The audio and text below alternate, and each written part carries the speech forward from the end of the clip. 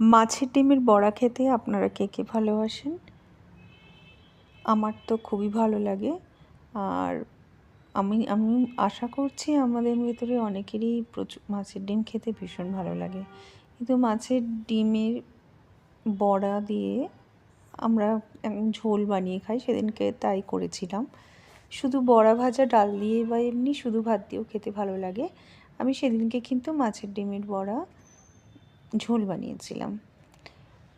মাছের ডিমের বড়ার প্রথমে মাছের ডিমটা অনেকে কী করে, এমনি চাকচাক করে এমনি ভেজে নিয়ে চাকচাক করে কেটে নিয়ে সেটাকে রান্না করে। আমি কিন্তু সেটা করিনি।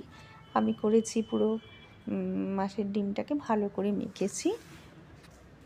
পেঁয়াজ কুচি, আদা কুচি, রসুন কুচি সব কিছু দিয়ে ভালো করে মেখেছি। ওর ভেতরে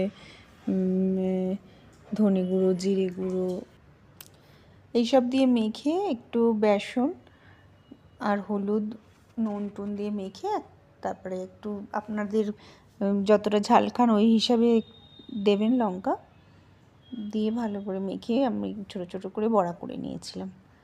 আর বড়াগুলো এমনিও শুধু খাওয়া যেত, কেন সত্যি খেতে খুবই ভালো লাগে।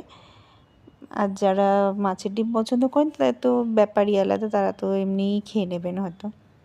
এইভাবে মেখে করলে কিন্তু খুব ভালো খেতে লাগে। ঝোলও যদি এইভাবে এমনি বড়া হয়তো যখন আমরা করি এইভাবে মেখে করি, কিন্তু যখন আমরা ঝোলও করব তখন কিন্তু বড়াটাকে সেম এরকম টেস্ট করেই মাখবো। যখন খাবো তাহলে মুখে পড়লে সুন্দর লাগবে খেতে।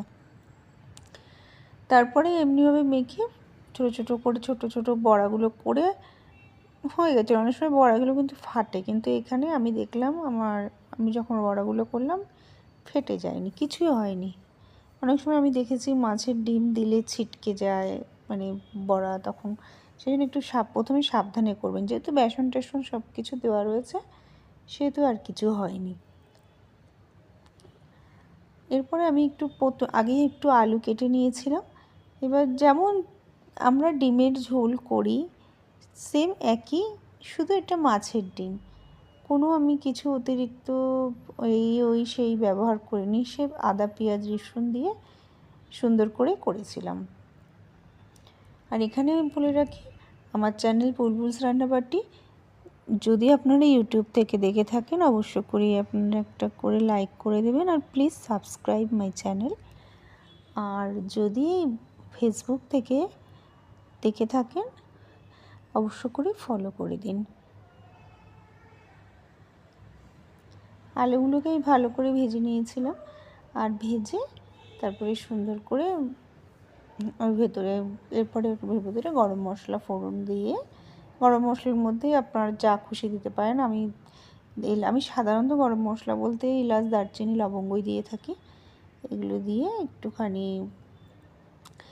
পেঁয়াজ বাটা আর কাঁচা লঙ্কা বাটা, আদা রসুন, তারপরে লঙ্কা গুঁড়ো, জিরে গুঁড়ো, ধনে গুঁড়ো সব কিছু দিয়ে, হলুদ গুঁড়ো দিয়ে ভালো করে গরম মশলা সব কিছু দিয়ে সুন্দর করে নেড়ে একদম কষিয়ে আলুগুলোকে দিয়ে কিছুক্ষণ পরে ঝোল মানে একটু জল দিয়ে দেবো। আমি জলটা একটু বেশি দিয়েছিলাম, আপনারা চাইলে একটু কম জল দিয়ে রান্না করবেন। তাহলে কি হয় মানে একটু কষা কষা হবে। কিন্তু আমি ভেবেছিলাম, আমি একটা জিনিস লক্ষ্য করলাম যে সব কিছুর বড়া, অন্য কিছু ভেজ বড়া যখন আমরা বানাই তখন কিন্তু অনেকটা ঝোল টেনে নেয়, কিন্তু মাছের ডিমের বড়া কিন্তু ঝোল সাধারণত টেনে দেয় না, কম টানে। সেহেতু জলটা দেখে শুনে বুঝে শুনে দেবেন, একদম কম দেবেন না, আবার একদম খুব বেশিও দেবেন না। আমি একটু ঝোল করতে চেয়েছিলাম, কেননা ভাত দিয়ে মেখে খাবো বলে, তাই জন্য একটু ঝোল ঝোল করেছিলাম। এইভাবে মানে কিছুক্ষণ একটু ফুটে ওঠার পরে ডিমটা দিয়ে দেবেন। ডিমটা দিয়েও একটু ফোটাবেন জলের মধ্যে, তারপরে বুঝে নেবেন। যদি দেখেন ডিম জলের সাথে ফোটানোর পর বড়াগুলো যে জলটা অনেকটাই আপনার কমে গেছে, তাহলে আরেকটু জল দিয়ে দেবেন। দেখুন সুন্দরভাবে এবার ফুটছে। এবার বড়াগুলো আস্তে আস্তে ছেড়ে দিয়ে দেবো। আর এই বড়া, মাছের ডিমের বড়া তো খুব শক্ত হয়ে থাকে, কোনো ভয়ও নেই যে ভেঙে যাবে বা কিছু হয়ে গলে যাবে জলের মধ্যে দিলে, গরম কিছু এসবের ভয় নেই, ভাঙে না, কিচ্ছু হয় না। ব্যাস হয়ে গেছে আমার রান্না। দেখুন কতক্ষণ লাগবে। এই মাছের ডিমের বড়া কিন্তু আর এখন এই বর্ষাকাল আসছে না, প্রচুর মানে রুই মাছের মধ্যে এখন বাজারেও এমনিও ডিম আমি জানি কিনতে পাওয়া যায়। আর রুই মাছের ভেতরে অত মাছ আমরা কিনলাম, ওই মাছের ভেতরে আমি ডিম পেলাম। ওই ডিমটা দিয়ে আপনাদের একদিন একটা রেসিপি হয়ে যাবে। আমি বলছি না রোজ রোজ ডিমওয়ালা মাছ কিনতে, তা বলে যদি অনেক সময় বাজারে এমনিও ডিম পাওয়া যায়, সেরকম ডিম কিনে নিয়ে এরকম করতে পারেন। তাহলে চলুন আমার রেসিপিটা দেখুন। আপনারাও এমনি করে প্লিজ বানিয়ে নিন।